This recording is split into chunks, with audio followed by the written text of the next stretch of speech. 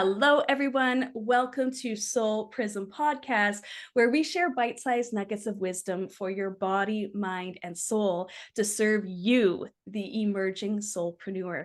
My name is Tammy Mack, and I'm really excited to be here with Kristi Sullivan. She is a human design and self-care expert, speaker, and lead author of the best-selling Amazon book, Stop Overflowing and Stop Overworking and Start Overflowing. 25 Ways to Transform Your Life Using Human Design. This book came out like 2 years ago, and I remember getting this book because I was a little bit on the crispy side of being a projector, and I was like, why is everyone saying it's so easy and I'm making it so damn hard? So I'm excited to talk about this, Kristi. I'm so excited to be here. And I love that you just said the crispy side of projector. That's so great. I might have to start using that for some of my clients and such. It's so good. It's true. Every energy type burns out. We all experience burnout. Yes. Whether you're a projector, a generator, a manifesting generators for sure.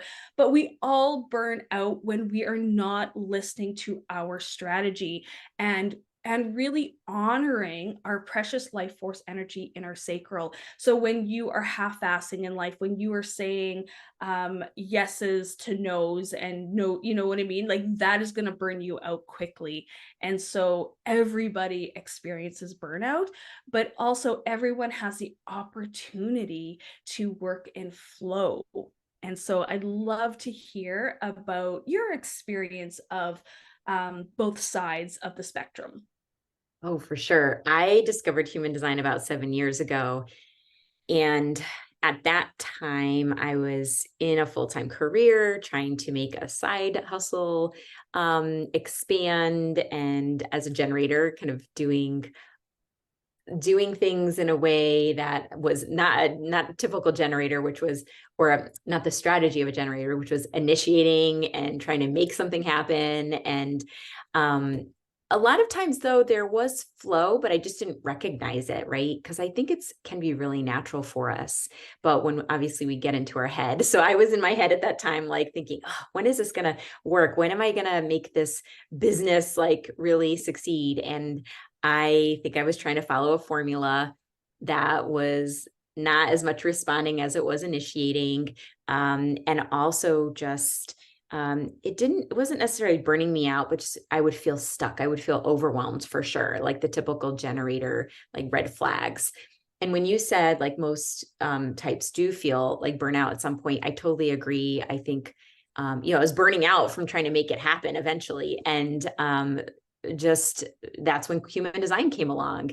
And that when I recognized, and I was just thinking this morning, like, even generators trying to make a business work on top of a career, it's almost like a formula for burnout because your energy is getting split for sure. And I felt like as a generator trying to, I guess, again, initiate doing the career 9 to 5 and then like the side hustle, it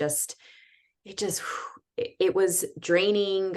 It was emotionally draining, mentally. And I feel like human design helped me slow down. It helped me to recognize that inner authority. How was I following it?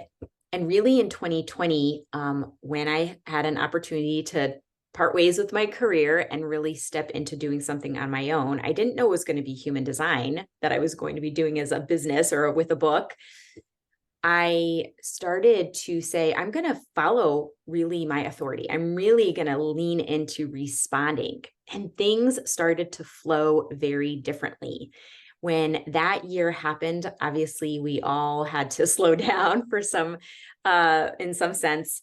I felt like I could finally step into using my design on a daily basis, doing my self-care to align my energy. And I started to feel that flow. I felt less burned out. I think I had to recover from some of that like corporate culture, but it really was, I used it as a tool, a life-changing tool, and was happy to start to think about creating a book where I could share that story too. Well, I love that you collaborated with this book. You didn't have to do it all yourself, right? Like that's such a beautiful, beautiful thing that I truly am seeing in the human design community that we don't see in a lot of other communities as well, is we see so much collaboration in human design, which I absolutely love. I'm curious, can you tell me what your profile lines are in human design and if you're emotionally defined or not? Thank you. So I am a 4/6, which is a opportunist role model in traditional human design. And I am a sacral authority, but I do find that sometimes I need to pause and slow down for a couple reasons with I want to mention with the authority, because I just deconditioning from using the head, but I also, and maybe this is part of the evolution, just know that I really need to sense the feeling, not just from the sacral, but like whether just generally, is this right for me? Am I getting lit up? And sometimes I feel a little bit emotional, where I say yes in like the fear of missing out moment, or oh, I'm feeling really good. And then I'm like, wow, things when things maybe don't start to work out after that, or things aren't lining up in my schedule, I start to recognize, well, maybe I do need to like say no or change when I said yes. So I feel I'm not emotional authority, but I sometimes feel like I need to ride a little bit of a timeline wave. Thank you for sharing that. There's a couple of things that I want to share with that. First of all, you said that you're a 4/6, and in traditional human design, it is the opportunist role model.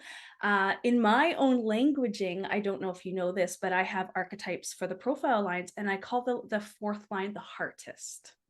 Oh, I Right, love because that. as a artist, she opens her heart like an artist and creates this gallery or this beautiful network of other people to, to Ooh. support. And the line 6, I call it the goddess, because she sees the bigger picture. Sometimes she doesn't always want to get her feet dirty or her feet wet, in the messy middle, but she does see the bigger picture, and she swoops in when she needs to, right? And so when you are talking about being a pure generator, meaning that you are sacral based and you have an open emotional solar plexus, one of the things that I find working with open solar plexus is that we may be really connected to the moon and the lunar cycles. And so the way that I, share this with open emotional solar plexus and whatnot is to um, trust your sacral response, but also know that there may be timing involved. I'm splenic, and so it should be in the moment. And many times it is in the moment, but I also look at the moon and be like, is this emotional thing? What is the moon doing? Like, what sign, what element is Mm. the moon in? And how is that driving my motivation to say yes or no? I love that. I got chills when you said that too, because in the last year, just this past year, I have been trying to tune in more to the phases of the moon. I write it out in my calendar. Um, I'm also in a midlife stage where like perimenopause, menopause, where I'm like just noticing what that cycle is, how it's changing for me from a physical point of view. But also, yes, I agree that like I'm trying to track even the patterns of like, wow, every full moon, I actually feel like an uptick in my energy. Um, and I love that. I think there's so much more that I'm like starting to uncover. So that really validates for me. And I love your archetypes. I have heard some of what you talked about at the Human Design Conference and through your emails. And I love how you stated that 4/6 profile. So thank you so much for sharing those and validating those. Well, thank you so much. Yes, I want to bring up perimenopausal a little bit. This isn't something that we were expecting to talk about, but Yeah. we're definitely in flow with this because I'm also experiencing perimenopausal, also moving into empty nest syndrome. And I also work in I also work in healthcare, like work in mental health and addictions, plus building my empire, and doing it in a way that is sustainable. But this period of time, we're going through our Uranus opposition, we're going through perimenopause, we're going through family dynamics. Many of us, our children are growing up. If that's, I'm not sure if that's your situation, but my situation is my son's 18, ready to leave the house, and my hormones are a mess. My hormones are a mess. And so even with my menstrual cycle not being very um you know Consistent. at all, when we come into our crone age, our wisdom really starting to, when we're not connecting to our own flow as much anymore, really connecting to that collective flow of grandmother moon, right? And so I'm Mm, curious, since you're kind of in the same boat, how do you feel maturing into the sixth line, maturing into mm. perimenopause and menopause, and also creating an empire at the same time? Yeah, yes. I was actually really in tune with the transition into the third phase of the sixth line, because this, I call it as my Chiron year. So you mentioned some of the Uranus and shifts, but it's also was a shift, or I guess it may be for a few years, the Chiron return for me. That happens every 50 years. So, and it was my 50th birthday last month. I said, "Oh, I'm moving into the third phase of the role model." And I really felt that it has started before age 50. Like there were things that have been happening.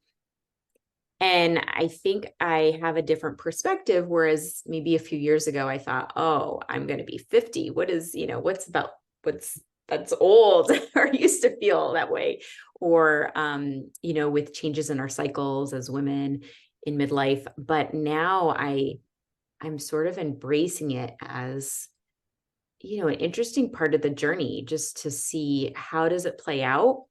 How do I need to change my self-care? Because that's really important in when I teach human design, and it's about your energy and the alignment, and self-care is a big piece for that. Um, and more we know that for mental health and not just physical.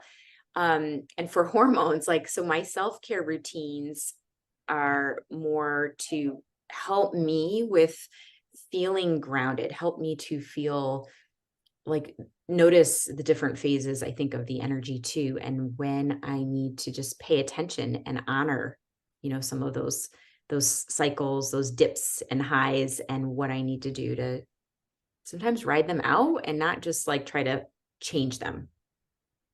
I love that you bring that up, because we were so conditioned as women to do it all, right? Like, I remember when I first had my son as a single mom and working, and you just had to grin and bear it and put your head down and work, regardless of what's going on with your family, regardless of what's going on with your body. Yeah. You had to grin and bear it. And now moving into perimenopause and menopause, and still in working in the system, and I can't call it, like I do, but there used to be so much pressure. Like, you can't call in because you got a migraine. You can't call in because, you're having some issues. Like, you gotta, get up and grin and bear it. And I feel as though we are creating space for other women to really honor themselves more, and less the conditioning and the pressure that we feel that we have to show up like men, because we're not like men. We do have our own processes, our own way of living, and we're not meant to be the same way. And I'm really finding with, I'm going through perimenopause, and I'm getting hot flashes and night sweats and all that kind of stuff. And we were also conditioned to hide it or to Yes. complain about it. But my guides have been telling me to use that energy when I'm having a Mm. hot flash, to have a moment and to celebrate that transition that I'm feeling in my body. And so instead of being embarrassed or complain or hide it or whatever, to fully embrace it and to fully show up in your hot flash or in your whatever it is that you're experiencing, instead of hiding it from shame. Yeah, and that's so great. I love that shift in perspective, or in how you are, taking it in and using it. to shift it and to say, how can I even celebrate it? It was life-changing when I heard just a few months ago, like men have a 24-hour cycle, women have a 28-day. And that's when I said, I have to tune into that. That's when I put it into my calendar and said, let me just, follow what this is. And I'm still exploring all that and trying to see from a business perspective, what you mentioned, building the empire, how that can follow this 4-week cycle. So I'm still dabbling with that as well. But I love how you said using the things that come up and using it like for powering yourself, your day, or just celebrating, okay, this is what's happening. So thank you for that. Oh, it was, I mean, my pleasure, right? This is the guidance that my guides are giving me. Is really to fully embrace the power of this transition, because I think we're just starting to tap into it, to be quite honest. Our crone age, really starting to, and the word that they keep sharing with me is matriarch. Right? The power of becoming a matriarch, the power of becoming the head of a household who has that wisdom, who has that beautiful foundation that we've gone through, and we have so much to share. I worked in long-term care for 15 years, and it was so unfortunate to see our masters, our elders, in places that that they are. And it's not that I think that it's wrong. It's just it's almost like they were useless and they felt useless, but they had so much to share. And just to be able to listen to their stories and listen to the wisdom that they had, instead of putting them in a box and saying your time is done, right? I truly believe that we have come here to share the power of the matriarch and the legacy that we are creating for others. Yeah, and that's so true. I think I'm like looking back, I do some ancestral energy work, and to start to embrace that, all of our female ancestors have gone through what we've gone through in some sense, in different ways too, but how to honor them and know that we're not always just carrying like things that need to be cleared from our ancestral lineage, but sometimes to embrace some of the strengths that they brought and that we can bring up and pass down. And I don't have kids like you, but I still feel like as a sixth line that can be role modeled to others. Absolutely. It truly is. And as the sixth line, this is something that I've noticed. Like I'm turning 46, and so I'm inching out of my bubble. And I'm really understanding that the role model isn't a true embodiment. And it's, I remember when Karen used to talk about it being a quiet thing. And I'm really starting to understand it's less of what you say, it's more of who you are, and who you are in your being, and what you do naturally that really shows up and allows other people to witness and to see, right? And that's part of being the role model, is this true embodiment of the roller coaster of life that you've lived through, and that you're able to share just by being yourself. Yeah.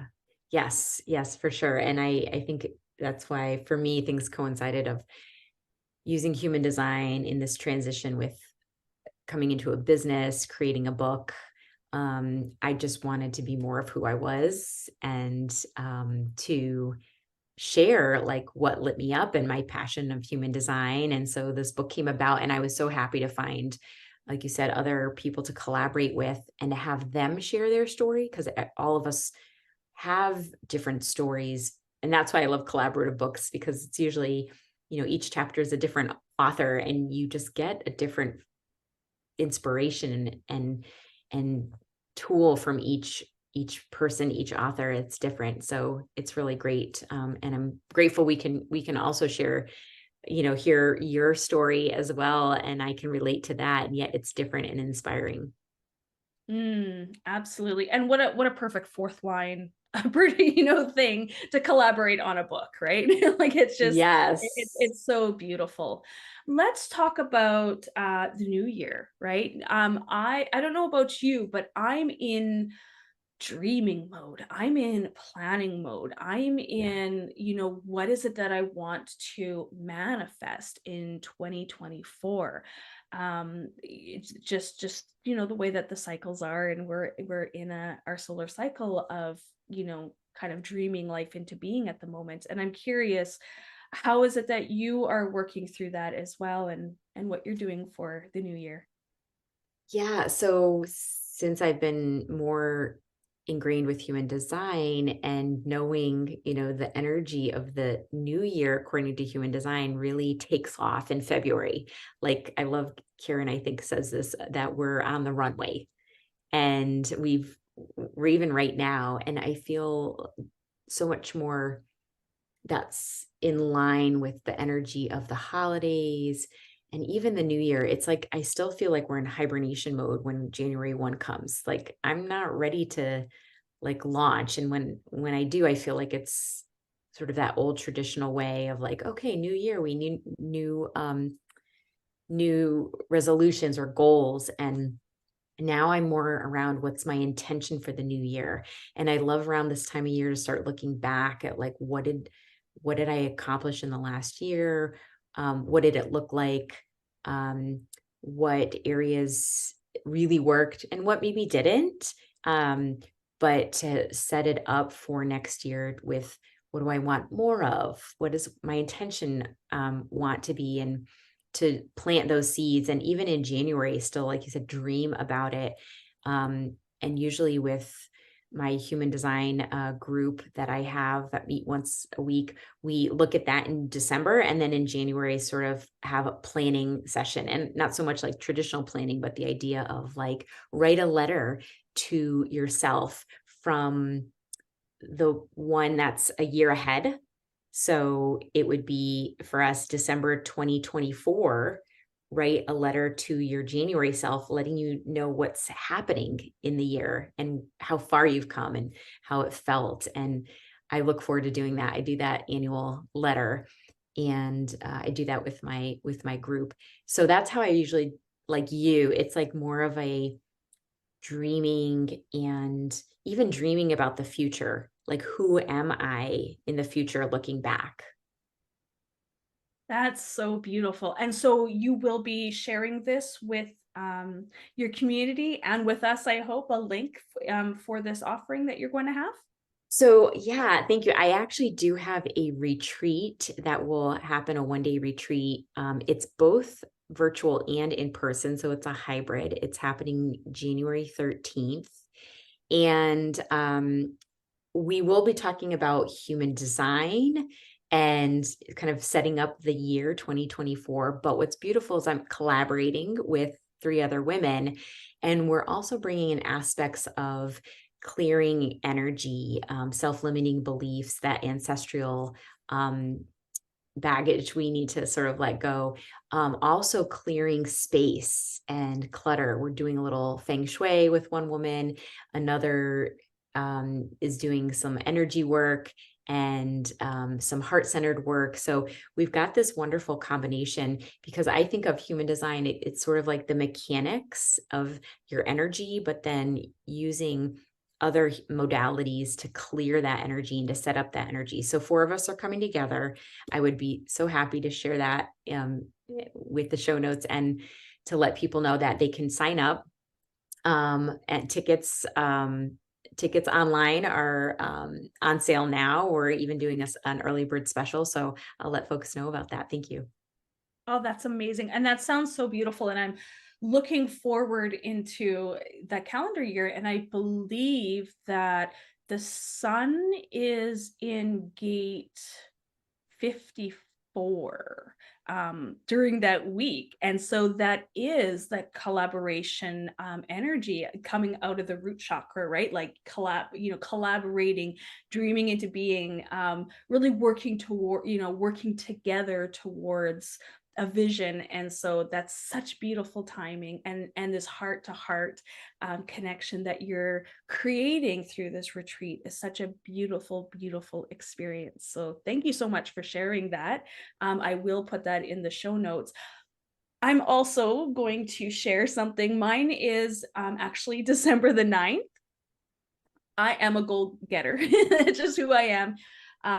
And so I'm also creating something similar but different, right? We all create something similar but very different. Mhm. And I'm not going to talk about it too much today, but I love that so many of us are kind of in the same vibe right now. We're dreaming into being, but we're the moon right now is waning. Actually, we just had a full moon and it's waning now, and it really is a time to look back, what worked, what didn't work, and how is it that we can prepare for the new year and the new cycle. So Yeah. beautiful, beautiful synchronicities. Yeah. And I want to give a shout out. I saw that you have this coming up and I've been meaning to sign up too, because it just sounded so interesting. I love the way that you had explained what you're doing. And I try again not to like sign up for too many things and say yes to too many things, but this I definitely wanted to check out. So definitely shout out to your audience that they should look into what you're doing. I mean, and there are so many things that take advantage of how different people offer because really everyone offers something different, and it's just helpful, I think, to have different groups of women that you can connect to and also to set up your year with that energy. So my workshop is called Hustle with Heart. And it Yes. really is looking into some of the astrological transits that we're moving into in 2024, not to get too anal and too analytical about it, but to be aware, be in flow, be aware of the energy, so that when you are creating, you're dreaming into being, you have this awareness of, okay, well, maybe this time probably isn't the best time to start something, right? And so because I know this, I can plan or create around that, or use that energy for flow. So yeah, thank you so much for that plug. Is there anything else that you want to share? I just I'm so excited to be here. Thank you for giving me this opportunity. My book, if people are interested, is on Amazon. I'm so glad that you got it a few years ago. That's really so sweet. And I hope we cross paths. I'm hoping maybe at a future human design conference or some other place in real life. And yeah, I'm happy if people want to reach out to me. My website is christyhsullivan.com, and I'm mostly on Facebook. I have a group called Kristi's Human Design and Self-Care Community. They can find me on there too. Awesome. Thank you so much. Thank you so much. I truly, truly love and value the fact that you and I can have very similar offers and yet still cheer each other on. There's no competition. In fact, we're collaborating in some ways. And I just absolutely am so honored and just so in love in the fact that this is the way that we are creating business now. This is the way that we are sharing our heart-based businesses, and we're doing it in a way that's sustainable, that is nurturing, and yet we still stay in our own lane, but we can share without worry that, oh no, somebody's going to buy yours and not mine, or whatever, Mhm. right? Because we truly believe that, I hate this is so cliche, but our vibe attracts, right? But it truly, truly does. And so honoring that, and I'm so thankful that we had this time to chat. It was so nice meeting you, Kristi, and I'm sure that we will be collaborating in the future at some point. Definitely. Thank you. All right, everyone, thank you so much for tuning in, and we'll see you next time. So did you download your human design chart and wonder, what does this all mean? I get it. It can be super confusing when you first download your human design chart. That's why we created a short mini course called How to Read Your Human Design Chart. This is going to walk you through the basics of your human design chart, which is going to get you excited to learn even more about yourself through this beautiful system. So click the link below if you're interested in learning how to read a human design chart.